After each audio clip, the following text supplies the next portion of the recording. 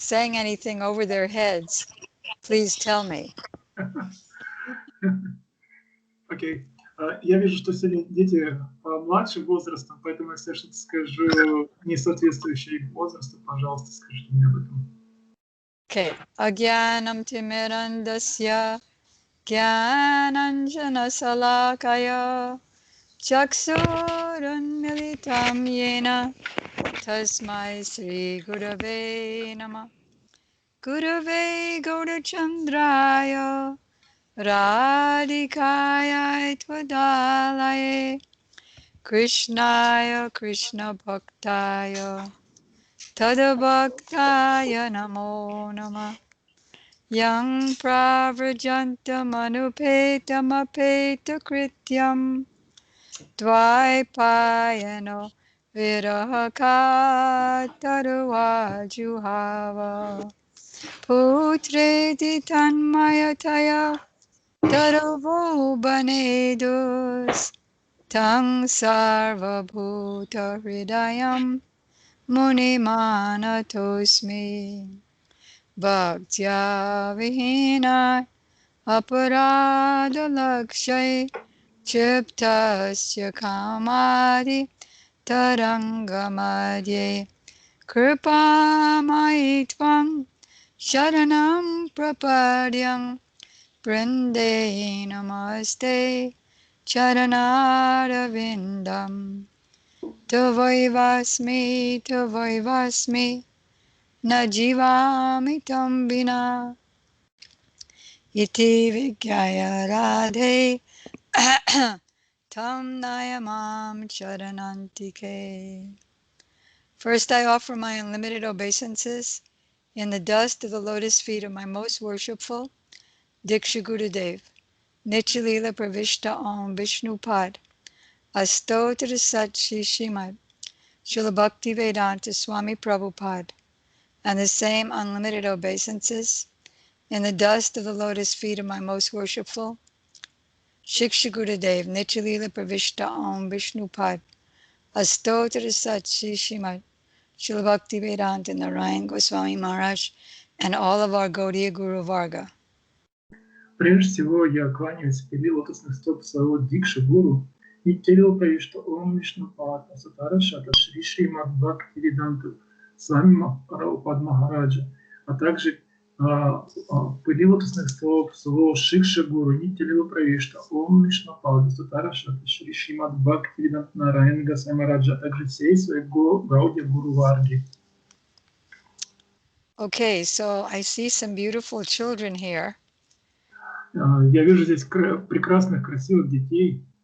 And if you like, you can take notes just like you do in class so that you can remember. Если вы хотите, вы можете делать записи, как это делать на других уроках, чтобы могли потом помнить. And then I'm hoping that you'll do some homework and then write down what you remember and then submit it to who? Dharni Dharna? To Venugopal Prabhu? So that he can look at it. Or to your teachers, who's the best person? И также что-то, что вы будете выполнять домашнее задание, которое потом напишите, выполняя его, напишите, то есть дадите на проверку кому-то, Венугопал, например. And if you have any questions in the middle of the class, you can feel free to ask. И если у вас возникают вопросы, дети, если у вас возникают вопросы, то есть что-то непонятно во время лекции, вы можете спросить прямо во время лекции. Okay, so today we're going to discuss Vaishnava etiquette or sadachar. Сегодня тема нашей встречи будет поведение вайшнавов или вайшнавский этикет, а еще называется на древнем языке санскрите Вайшнава Садачар. So this is Vaishnava etiquette, or the standards and rules and regulations that we follow in order to purify our existence. И смысл правил поведения в том, чтобы помочь нам сделать нашу жизнь лучше, чище, чтобы сознание было, чтобы ум был, чтобы то, что мы внутри чувствуем, было более радостным, умиротворенным. Purify our existence means to be free from the bodily conception of life and the mental conception of life, and to come to the spiritual platform of eternity, bliss, and knowledge. И это означает, что Шьямарани использовал такое слово, как очищение своей жизни, очищение своего бытия. То есть это означает, как она сказала только что, преодолеть представление о себе, что я ум, что я тело, что я ум, и подняться на такое осознание, что помнить всегда, я вечная живость, что я вечная душа. So sadachar, achar means behavior or conduct, and sad means pure. Итак, слово садачар означает следующее. Ачар означает поведение, а сад означает чистое. So I guess you could say that there are three kinds of sadachar, or pure behavior. Шьямарани, I'm not sure what they can guess about this. What? Anyway, I'm not sure what they can guess about this. No, I didn't ask them to say anything. Okay. If they can. There are three kinds of, I guess you could say there are three kinds of sadachar. Итак, есть три вида вайшнавского поведения или вайшнава садачара. One is, what are the dealings, the standard devotee dealings with others? And one is, what are the dealings with my own self in terms of internal and external cleanliness? Итак, первое – это то, как мы взаимодействуем с различным окружением вокруг себя, с различными объектами, с другими людьми ради поддержания чистоты. То есть как поддерживать чистота в взаимодействии с окружающими нас предметами, личностями. And the third is pure dealings between boys and girls. But I see that you're so young, there's no need to talk about that part now. Также еще поведение, правила поведения, которое описывает, то есть регулирует, поведение, которое говорит о том, как взаимодействуют мальчики с девочками. Сейчас вы очень маленькие, поэтому сейчас, может быть, нет нужды говорить об этом. So if I say something, if I suggest something that you don't understand how to do, you can ask your parents or teachers. Вас плохо слышно. Кого именно, переводчика или Шьямарани? Алло, кого плохо слышно? Did you translate that already? То есть, если я сейчас что-то скажу, то это будет больше касающееся этой темы взаимоотношений мальчиков и девочек, то это больше для родителей и учителей.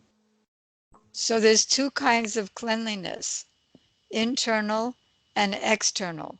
Internal is what we do for our souls, and external is what we do for our bodies to make them pure so that our soul's beauty can come out. Итак, когда мы говорим о чистоте в нашем поведении, то имеется в виду два вида чистоты. Внутренняя чистота и внешняя чистота. Внутренняя чистота – это та чистота, с помощью которой мы поддерживаем чистоту нашей личности, нашей души, нашего сознания. Okay, so well, first we'll just, I'm hearing a strange noise. I don't know where it's coming from. Какой-то звук идет лишний, пожалуйста. Микрофон включен, без необходимости выключите, пожалуйста. Куда мне? Нет.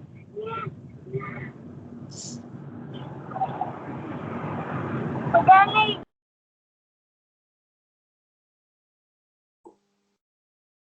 Шьямарани, we cannot hear you.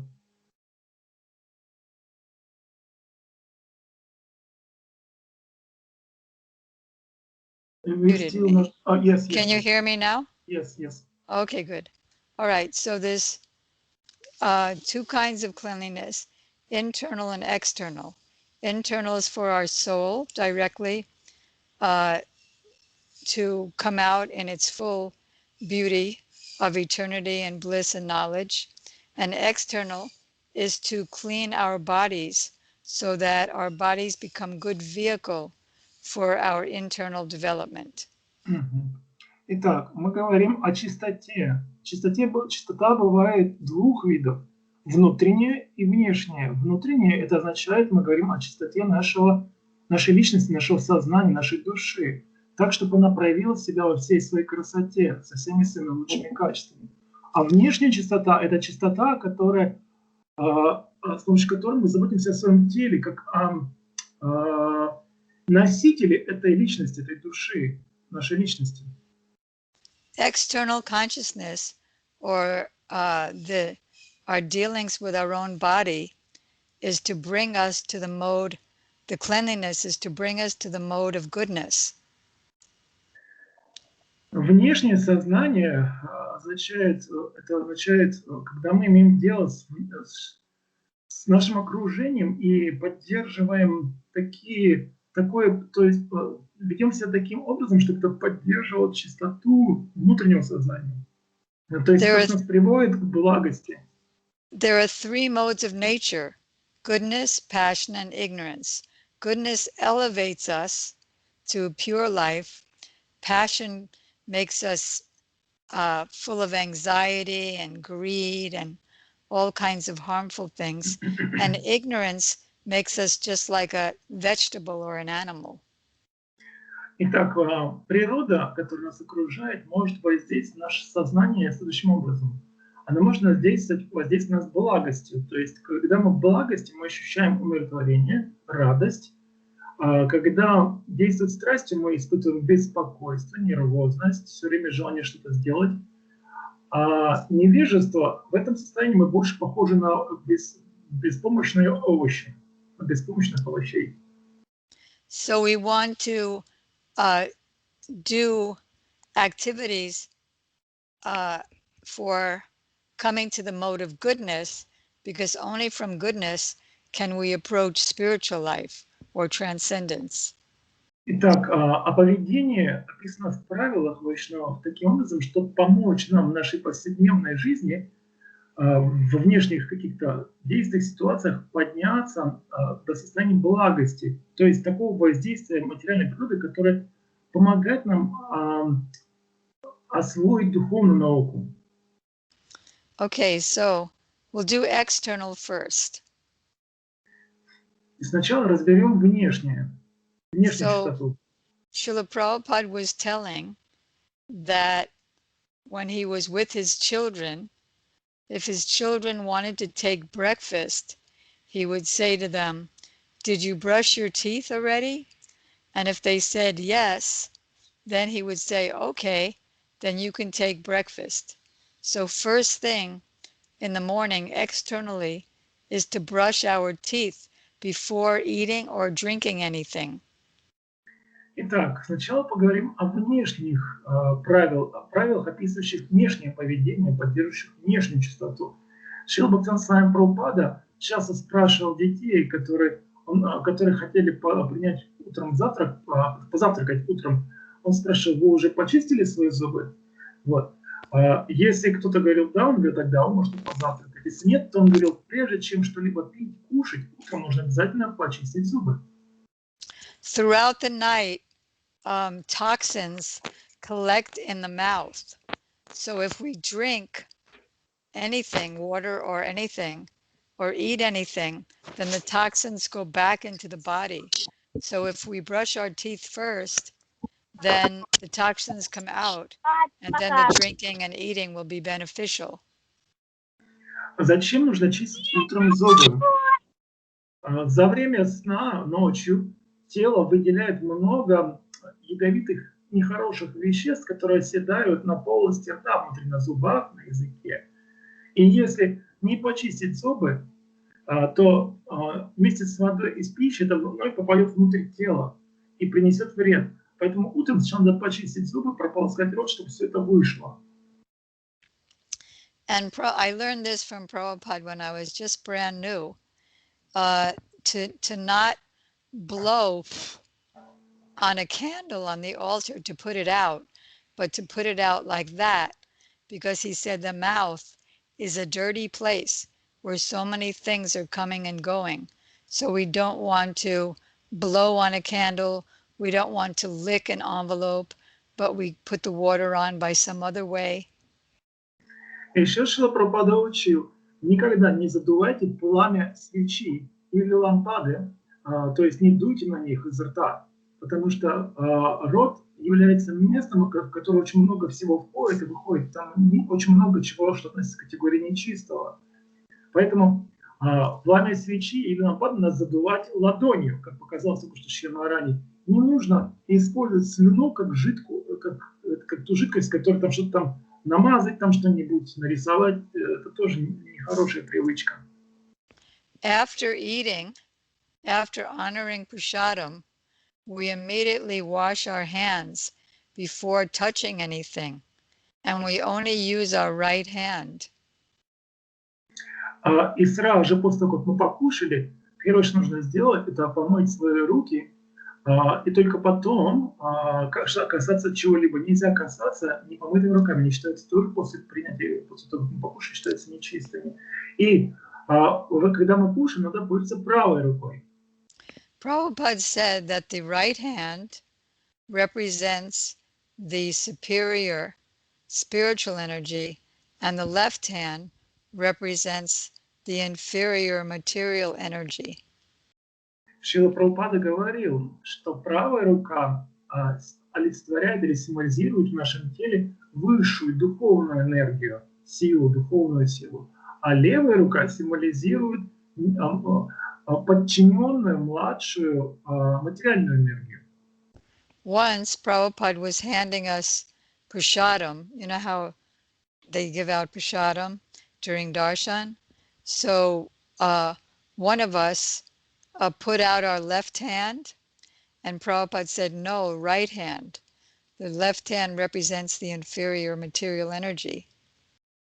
Однажды, я помню, когда Шрила Прабхупада раздавал просады, знаете, как он это делал, так вот, очень аккуратно. И кто-то протянул к нему левую руку, Шрила Прабхупада сказал, нет, не левую руку, протяни, пожалуйста, правую руку, потому что левая рука олицетворяет подчиненную низшую материальную энергию. That's why we eat, I won't say eat, I'll say honor prasadam with our right hand, and we do dirty things with our left hand. По этой причине мы кушаем, правильно сказать, не кушаем, а выражаем почтение просаду, служим просаду правой рукой, а левой рукой делаем те действия, которые относятся к категории нечистых. Dirty things means like washing ourselves after going to the bathroom. Например, что означает нечистое действие? Это омыть свое тело после того, как мы сходили в туалет. Regarding washing our hands after honoring prasadam, Srila Gurudev said the following. В отношении мытья рук после служения просаду Шрила Гурудев говорил следующее. When we come to the platform of love of Krishna, then there's a whole other etiquette. Like he said, if you give prasadam to Srila Sukadeva Goswami, he would realize, oh, this is Krishna, and he would rub it all over his body to get purified by Krishna. Он говорил, те, кто находится на очень высоком развитии, то есть чье сознание очень высоко развито, например, как Шукадева Госвами, если предложите им просадом, то они увидят в этом просадом самого Кришну, и они возьмут просадом и выможут им все свое тело, чтобы очистить всего себя. Then he said, but until we come to that platform, we observe the rules and regulations, especially because our hand touches our mouth while we're honoring prasadam, and so we don't want to touch anything else until we wash our hands after honoring. Шрила Гурдев сказал, но до тех пор, пока мы не поднимемся до такого уровня сознания, как у Шукадева Госвами, мы должны следовать правилам поведения, как правильно, то есть как правильно служить просаду. Ему служит правой рукой. При этом, после того, как касаются губ, когда кушают, по этой причине нельзя этой рукой ничего касаться другого, пока их не помоешь обе руки. There are a few times when we want to remove our shoes while performing a devotional activity. И также, прежде чем приступать к какому-либо священному действию, духовному действию, связанному с служением Кришне, нужно снять свою обувь. If we're sitting in one place, then when we chant our japa, we remove our shoes because chanting japa is worshiping the deity. Например, если мы повторяем джапу, то есть святое имя на четках своих, то мы же сначала должны снять свои тапочки или сандали, в чем мы там. И только потом повторять святое имя, потому что святое имя – это наше божество, которому мы поклоняемся.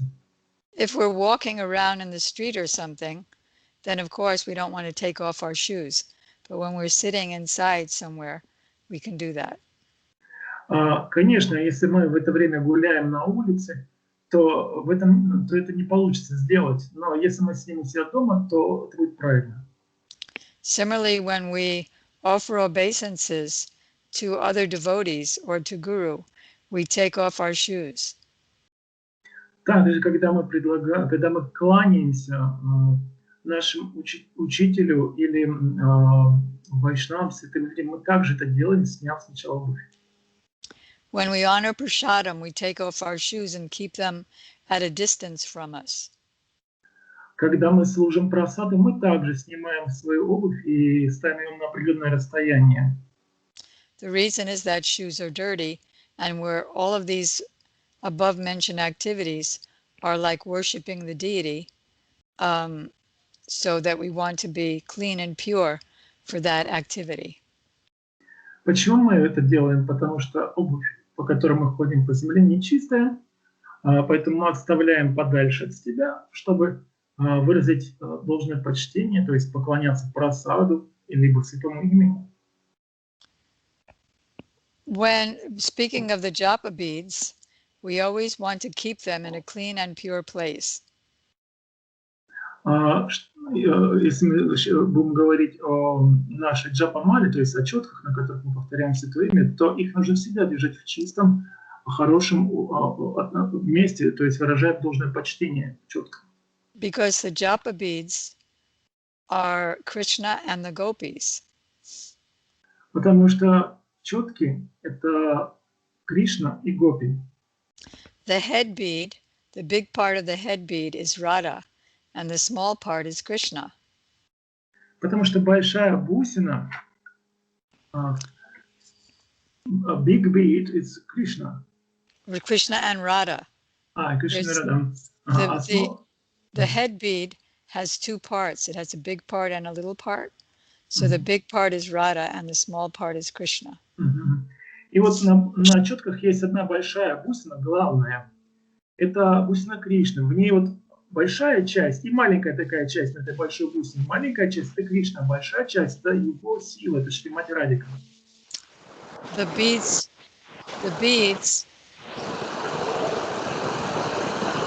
there's a strange noise. Oh, it's okay, it's over. So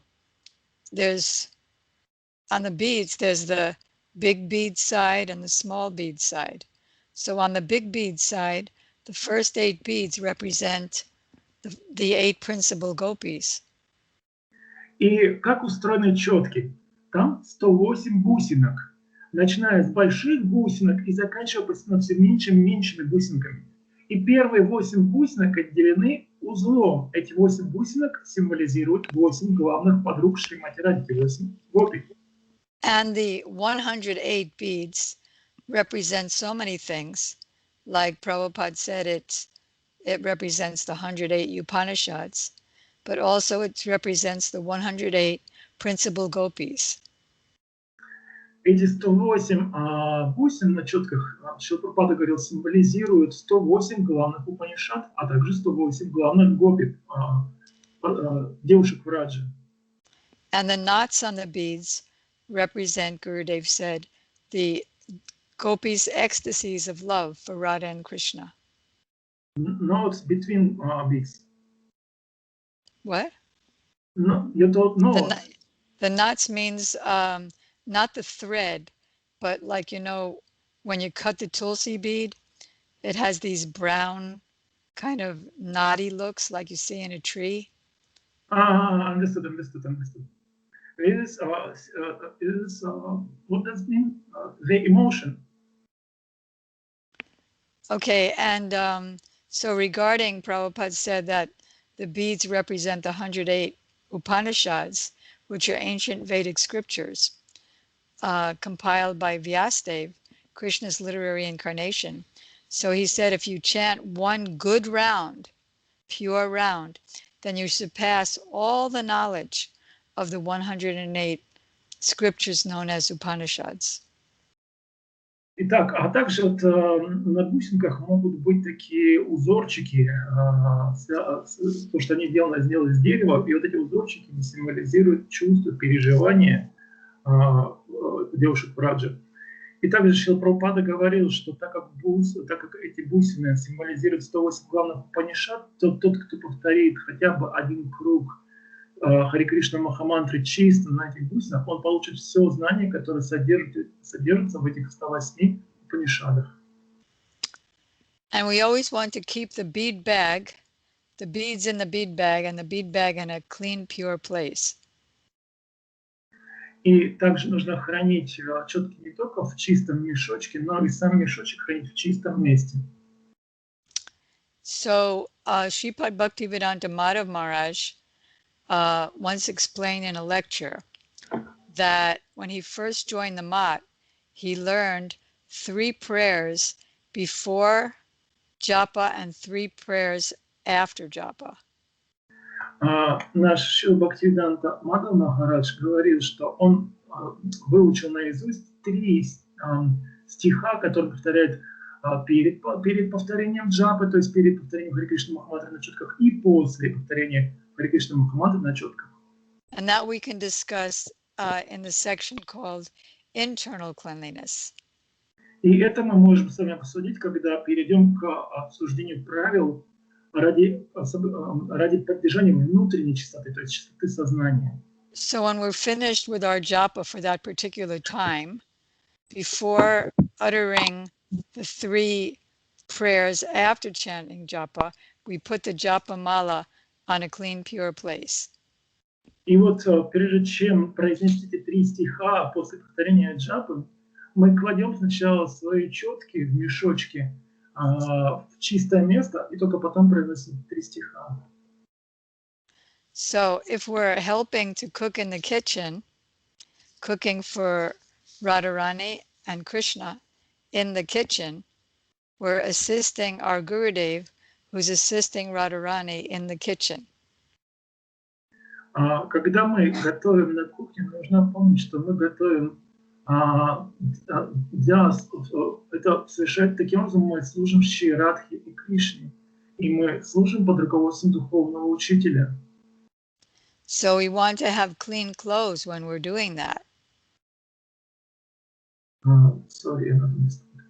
So we want to dress in clean clothes when we're doing that. По этой причине мы должны это делать в чистой одежде. And if any food drops on the floor or any utensil drops on the floor, we want to wash it before continuing to use it to cook in Radharani's kitchen. И преданные, когда готовят на кухне, они представляют, что они находятся на кухне Шримати Радхарани. И если что-то в момент приготовления не уронили, какой-то предмет, нож, вилку, поварешку или какой-то продукт, это нужно обязательно помыть. Они чувствуют такое желание вайшнава, что они хотят помыть, что это делает для служения. Because Krishna is supreme pure, and to touch anything in connection with Krishna, we want to be pure. Почему? Потому что Кришна в высшей степени чистый, и если мы хотим соприкасаться с Кришной, что-то дать ему, то, естественно, должно быть желание дать это в самом чистом виде. When Prabhupada was installing the deities of Radha and Krishna in Los Angeles in 1968, he said the following. В 1968 году Шрила Бхактивинода Прабхупада во время установления божеств Рады Кришны в Америке, он сказал следующее. He said that if there's a fire, then only those who have bodies made of fire, because there's little microorganisms in the fire, whose bodies are made of fire, only they can exist comfortably in the fire. If we don't have a fire body, then if we get too close to the fire, it's too uncomfortable. Итак, в момент проведения огненной церемонии, яги, жертвоприношения, то есть, он сказал, что есть такие маленькие живые существа, микроорганизмы, которые комфортно себя чувствуют в огне, в пламени, потому что у них тела созданы из огня. А до тех пор, пока у нас самих нет таких тел, созданных из огня, мы не можем слишком близко подойти к огню. So similarly, when we do anything for Krishna, for Radha and Krishna, for our Gurudev, who are so pure, we want to do everything in a pure way so that we can enter there. Вот точно так же, как для того, чтобы приблизиться к огню, нужно иметь огненное тело. Точно так же, поскольку мы хотим служить Раде и Кришне, а они в высшей степени чисты, то чтобы к ним приблизиться, мы также должны очиститься соответственно им. In 1969, when Srila Prabhupada was visiting our Boston temple, he said that there are so many rules and regulations that if I tell you all of them right now, you would faint. So in the meantime, I'm telling you some, and the rest you can, in the meantime, fill in the balance by always chanting Hare Krishna. Однажды в 1969 году, когда Шрила Прабхупада посещал наш храм в Бостоне, он сказал, есть огромное количество правил, очень огромное количество правил, связанных с поклонением Рады Кришне. Если я вам все их скажу, вы просто потеряете сознание, упадете в обморок. Поэтому я вам произнесу лишь самые важные. А пока вы не, то есть запомните, то есть этот недостаток знания правил, запомните повторение святого имени. And we want to bow down to our parents once a day if they are devotees, because they've given us opportunity for Krishna consciousness. Мы кланяемся нашим родителям один раз в день, если они преданные. Почему? Потому что они дают нам возможность развивать сознание Кришны. Back to the beads for a moment. Once when Prabhupada was visiting our Boston temple in 1969, he used to use the same bathroom as the devotees because we only had one bathroom. So he was outside the bathroom, and then he saw that somebody had hung their beads on the doorknob of the bathroom outside, but on the doorknob, so they hung down very low. Однажды также в 1969 году, когда Шрила Прабхупада был в нашем храме в Бостоне, он заходил в тот же туалет, что и все преданные. И он заметил, что кто-то зашел в туалет, а свои четки оставил снаружи, повесив их на ручку туалета, на дверцу туалета, таким образом, что они свисали так низко, почти касались пола. And so Prabhupada held up the beads in the air, and he said, "Whose beads are crying?" То есть, может быть, это не кто-то там, кто пошел в туалет, просто кто-то повесил. И Шрила Прабхупада взял четки эти, поднял их высоко и спросил у всех преданных, чьи четки здесь так плачут?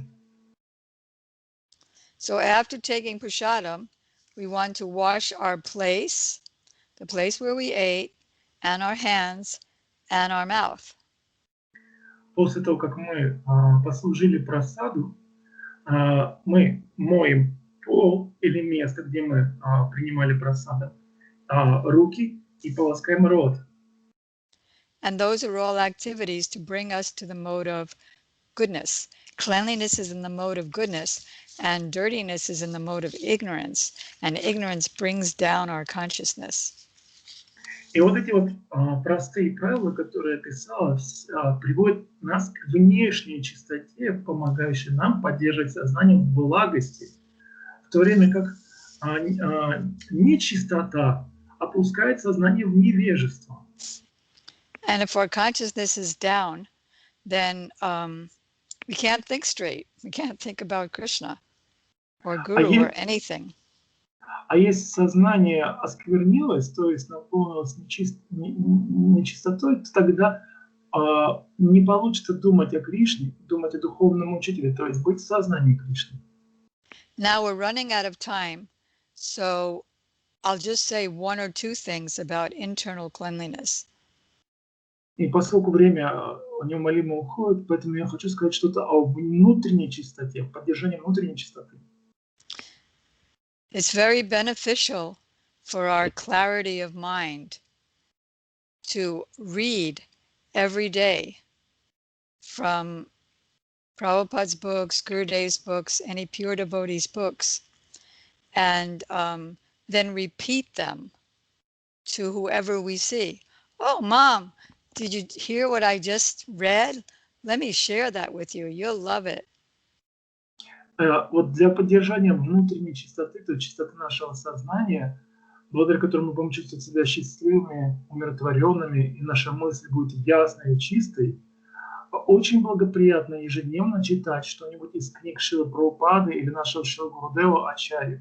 А после того, как прочли, пересказать кому-нибудь, кого вы встретите. Например, о, мам, ты представь, я такое прочел, тебе понравится, послушай. И пересказать. Or, oh, brother, oh, sister, you won't believe what I just read or heard. It's just so astonishing to make our heart happy. Или, например, о, брат, о, сестра, послушай, я такое прочел, ты просто будешь удивлена, это так замечательно.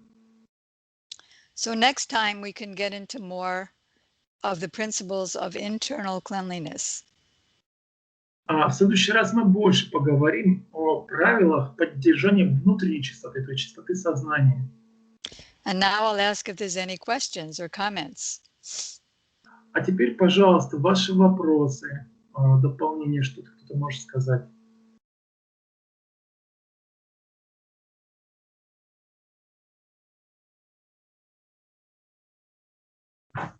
Можно вопрос?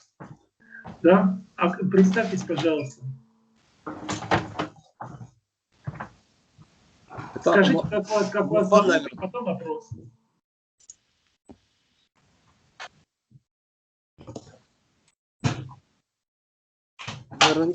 Его зовут Мохан. Мохан, да? Угу. Мохан, пожалуйста, спрашивай. Вот я не понял первое, что там было, когда из-за интернета. В начале Шьямарани Диди рассказывал о том, что есть вайшнавское поведение, то есть есть правила вайшнавского поведения. Это называется вайшнавский этикет или вайшнава садачара.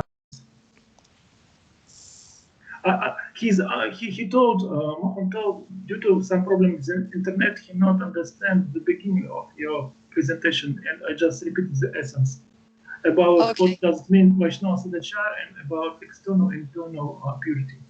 Great, thank you. Еще у кого-то есть вопросы?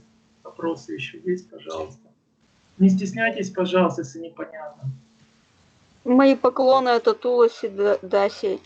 Я хотела спросить, вот во время приготовления пищи полезно петь вслух или про себя святые имена? То есть, когда мы поем про себя, получается... Ну нет, когда мы поем вслух, то можно ведь как-то там... ну, то есть, можно вслух петь или нет? Я понял. Tulsi is asking, when they are cooking, is it good to sing kirtan? Because some maybe because of when we are speaking, some particles of water from mouth can go out. Oh, are you saying that The question is it okay to sing kirtan because the waters of the mouth might come onto the food? Yes, yes, when we are cooking. Hare Krishna. I've never seen any water come from the mouth from anyone who's chanting, unless he's not doing it right. But it's always good to be chanting at all times. То есть Шьямарани говорит, что она сама лично не замечала такого, как слюни могут разлетаться из рта в момент пения Харе Кришны, но и говорит, что обычно пение Харе Кришна очень благоприятно. То есть любое служение достигает совершенства благодаря пению. Or we can be careful. Ну, или мы должны If так somebody has a осторожны. tendency that water comes from his mouth, then maybe that person not to chant, but I've never seen it in my life. Есть люди, у которых действительно может быть это, когда они говорят или поют, там слюни брызжут, там, поэтому они должны быть осторожны тогда, но в моем случае я такого не замечала. But one thing is that anybody who has long hair, if they could wear something that covers their hair, because sometimes hair falls into the prasadam, into the boga. Вот, но я думаю, что очень полезно в момент приготовления обязательно повязывать косынку. Спрятать все волосы аккуратно, на затылке там хвостик, и потом повязать косынку, чтобы волосы не попали в приготавливаемую пищу. When Radharani is cooking in the kitchen, and her manjaris and gopis are helping her when she's cooking, they're always talking about the glories of Krishna at the same time. Когда Шримати Радика готовит на кухне для Кришны в доме Ишоды мамы, то Манджари, она сама постоянно разговаривает о Кришне. То есть в момент, когда они готовят, они прославляют Кришну. Like, for example, one manjari might say to Radharani that when you're feeling separation from Krishna, the heat of your body becomes so great that even if we lie you down on a bed of cooling lotus flowers and put cooling camphor on your body, immediately it burns into dust from the heat of your body. Например, они могут сказать Шримати Радике, то есть Манджари и ее помощницы могут сказать: «О, Радика, когда ты дома в разлуке с Кришной, то даже ты испытываешь такой внутренний жар разлуки, такой сильный огонь внутри тебя горит, что даже если мы тебя положим на ложе из прохладных цветов лотоса, нанесем прохладную пасту из камфорой, они из-за твоего жара, разлуки, тут же эта паста превратится в пыль, она тут же высохнет». So isn't it amazing that now that you're cooking for Krishna, because you're so happy, even though you're surrounded by hundreds of fires on the stoves, there's no need even to fan you because you feel so cool. И как это удивительно сейчас, когда ты находишься посередине этой кухни, где разжжены сотни, то есть сотни там огней горят, то есть много печей, да, на которых готовятся. И здесь очень жарко, но ты так счастлива от того, что готовишь для Кришны. Настолько тебе там все внутри прохладно, что тебе не нужно даже омакивать, чтобы тебе было хорошо. Ты очень счастлива и довольна. But one thing we definitely don't want to do is talk prajalpa or hear any prajalpa while we're cooking, because then that mentality goes into the boga.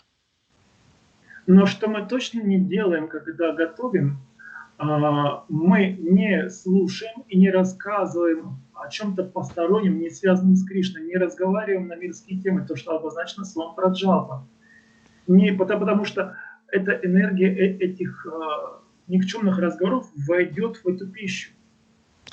And we learn from our Guru Varga, we learn from Bhaktivinoda Thakur, we learn from Srila Raghunath Das Goswami, that prajalpa destroys the treasure of our intelligence. И мы также знаем от учителей нашей школы, Шрилы Прабхупады, Шрилы Бхактивинода Сарасвати Прабхупады, Шрилы Бхактивинода Такура, что праджалпа, то есть мирские разговоры не о Кришне, не о том, что связано с служением духовному учителю, такие разговоры разрушают богатство преданного служения в нашем сердце. And Lord Chaitanya told Srila Raghunath Das Goswami, don't eat food that has been cooked by non-devotees, because then their mentality has gone into the food. И Шри Чайтанья Махапрабху сказал Шри Рагунатас Госвами, никогда не ешь пищу, приготовленную непреданными, потому что их сознание входит в эту пищу и наводит тогда в твое сознание. So I think we'll end here for today, because that was a lot of things today. Я думаю, что сегодня я сказал очень много, этого достаточно, поэтому мы на этом завершим нашу встречу. So again, what? Did somebody say something? Кто-то что-то хотел сказать? Можно сказать? Да? Говорите. Я понял. Я не понял, что. Когда человек... Я извиняюсь, Когда у вас человек... там... Кришнадас Прабху, говори, пожалуйста. Это не Кришнадас, это опять Махан. Махан, а мне показалось, ты. Да, Махан, говори. Когда человек предлагает просад Богу, то нельзя смотреть с вожделением на еду. Тогда уже не стоит предлагать Кришне еду эту. Mohan is telling what he understood. When they offering Oga to Krishna, it's not good to see on this Naivedya, on this Oga, with desire to enjoy it, because they're offering to Krishna. Yeah, Krishna says in the Bhagavad Gita that anybody who eats food that's offered to in sacrifice means Krishna's going to accept it because you offered it with love, then one is free from all sins that he's committed in the past. В Бхагавадгите Кришна говорит, что тот, кто принимает ту пищу, то есть кушает ту пищу, которая была предложена ему в процессе жертвоприношения, то он очищается от последствий грехов, которые совершил прежде. Whereas Krishna says in the next verse, whereas one who eats food only for sense gratification, he's verily eating only sin. В то время, и Кришна дальше добавляет, он говорит, в то же время тот, кто ест лишь для своего наслаждения, то есть не предлагает Кришне пищу в процессе жертвоприношения, тот ест лишь грех. So the question was, can you repeat the question so I can dive into it? Shyamarani, it's not a question. He told, I understood what when we offering Oga to Krishna, it's not good to see with desire to enjoy it. Absolutely, because why should Krishna accept it if you're already eating it with your mind? Your mind's desire. Да, Шьямарани согласна, что нельзя смотреть на пищу, которую мы предлагаем Кришне, с желанием насладиться ей. Почему? Потому что мы предлагаем Кришне то, что еще никто не пробовал. А если мы смотрим на пищу с желанием насладиться, то мы, получается, пробуем в уме.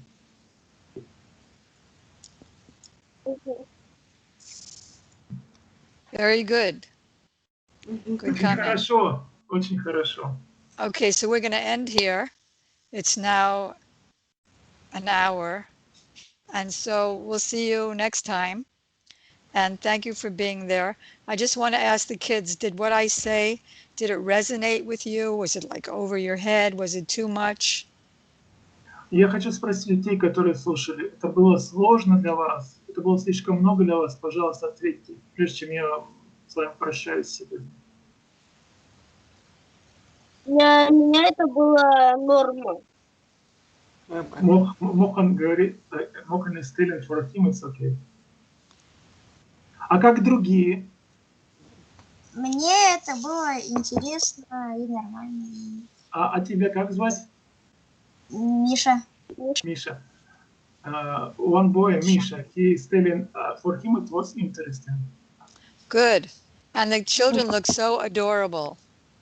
Adorable, sorry, I don't know this word. Adorable means so cute. Cute. Sorry, I don't know this word. You don't know cute? It means so sweet. So beautiful and sweet. Окей. Вы такие милые, такие удивительные. Okay, so we'll end here. Panchakopatrubhyastra kripasindhubhyevacha patitanam pavanebhyo vaishnavebhyo namo namaha. Thank you very much. Thank you very much. Thank you, Шримати. Okay, talk to you soon then. Благодарите Шьямарани Диди. Спасибо большое. Thank you very much for... Thank you very much. Spasibo to you. Hare Krishna. Thank you. Кришна. Кришна. Харе Кришна, это было очень познавательно. Спасибо всем большое, кто принял участие. Спасибо большое, Хари Кришна всем. Харе Кришна. Спасибо. Харе Кришна. Спасибо.